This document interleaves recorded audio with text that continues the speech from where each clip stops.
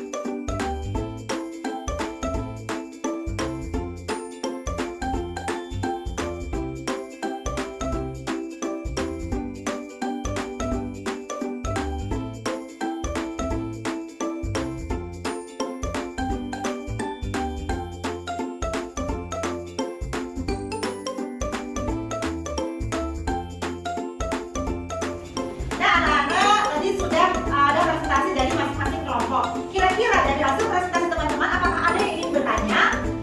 Kelompok 1 ada yang bertanya tentang kelompok 2? Ya? Oh iya, jadi tadi kelompok 2 menyatakan tentang perburuan liar dan kita menanyakan ya.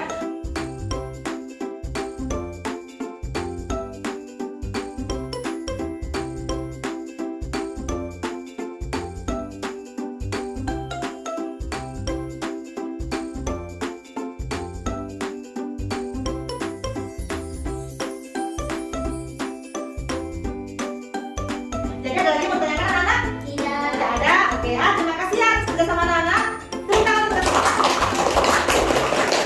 Nah anak-anak, tadi kita sudah berdiskusi ya, juga sudah mengerjakan asesmen kelompok. Nah sekarang saatnya kalian mengerjakan asesmen individu ya. Ini untuk mengukur pengetahuan kalian tentang materi yang kita pelajari pada hari ini. Silakan dikerjakan sendiri-sendiri, jangan saling mencontek ya.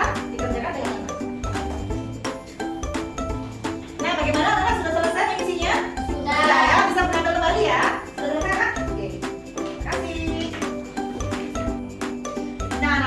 Serangkaian kegiatan kita hari ini sudah berakhir ya, sudah diakhiri dengan asesmennya. Nah, apa yang bisa kita simpulkan tentang materi pada hari ini? Yang pertama adalah Indonesia memiliki sangat banyak ya keanekaragaman hayati, yaitu flora dan fauna. Ya, Indonesia dibagi menjadi 3 bagian, yaitu bagian barat, bagian tengah atau peralihan, dan bagian timur ya untuk persebaran flora dan fauna. Ya, garis yang memisahkan antara bagian tengah atau peralihan dengan bagian barat disebut garis Welles ya. Sedangkan garis yang menjadi pembatas antara bagian tengah atau peralihan dengan wilayah timur disebut garis bebas ya. Anak-anak, saatnya kita mengisi lembar refleksi ya. Silakan diisi dengan jujur ya, sesuai dengan perasaan anak-anak pada saat ini ya. Silakan diisi ya lembar refleksinya. Nah, anak-anak sudah selesai mengisi lembar refleksinya? Sudah. Bisa diambil ya. Terima kasih. Sudah selesai materinya. Anak-anak, selesai sudah materi kita pada hari ini ya. Kita sudah mempelajari tentang keanekaragaman hayati yang ada di Indonesia, yaitu flora dan fauna. Terkait hal ini, Bunda ingin memberikan kebiasaan baik pada anak-anak sekalian ya. Jadi, namanya keanekaragaman hayati ini pasti akan punah ya, pasti ada punahnya. Oleh karena itu, untuk mengantisipasi, untuk menjaga kelestariannya, maka ada beberapa hal yang kita harus lakukan. Yang pertama, contohnya adalah tidak melakukan penebangan liar, penebangan liar ya. Tidak menggunakan dengan menggunakan bom ya. Jadi kelestarian sumber daya alam harus senantiasa kita jaga ya. Semoga materi hari ini bisa berdampak kepada kehidupan kita. Semoga ilmu yang kita terima dapat manfaat dan menjadi